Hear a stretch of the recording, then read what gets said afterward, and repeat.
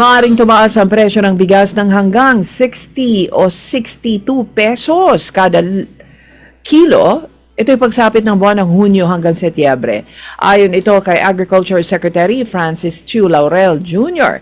Sinabi ni Laurel na ang inaasahang presyo nito ay dulot naman ng pagmahal sa presyo ng abono na halos dumoble na rin ang presyo mula 1,650. Ito ngayon ay sa halagang 3,000 pesos na.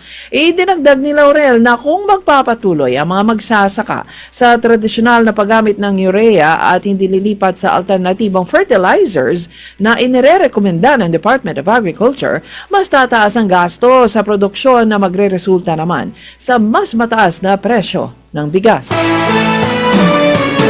Hindi papayagan ng Commission on Higher Education o CHED na magtaas ng matrikula ang mga higher education institutions sa bansa sa gitna ng nararanasang krisis. Sa isang news conference, sinabi ni CHED Chairperson Shirley Agrupis na marami sanang mga HEIs ang humiling na makapagtaas ng tuition dahil sa pagtaas din ng gasto sa operasyon. Subalit dahil sa umiiral na krisis ngayon, hindi pa napapanahon ang tuition fee increase. May probable cause ang impeachment case laban kay VP Sara Duterte. Kaya't ang mga miyembro ng House Justice Committee ay bumoto na irekomenda sa plenaryo ang impeachment complaint. Lahat ng 53 mga miyembrong dumalo ay sumang-ayon at walang tumutol sa botohan. Nabuo ang desisyon matapos ang 4 na araw na pagdinig. Samantala, ibinunyag ni Congressman Pulong Duterte na ang may mga kongresistang tinawagan para bumoto ng pabor sa impeachment ni VP Sara.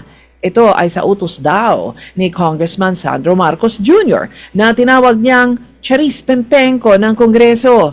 Kapag hindi pumabor ang mga kongresista, ay tatanggalan ng kanilang mga congressional budget. Ipinalabas ni dating Anak Kalusugan Party List Representative Mike Defensor ang umano'y audio recording ng surprise witness na si Orly Gutesa. Sa audio na inirecord ng misis nito, sinabi ni Gutesa na pilit siyang pinapirma ng isang affidavit na maraming isinisingit at lalabas na malinis si dating House Speaker Martin Romualdez. Pinapaliktad sa kanya ang laman ng kanyang unang affidavit kapalit naman ng malaking halaga ng pera. Ayon pa kay Defensor.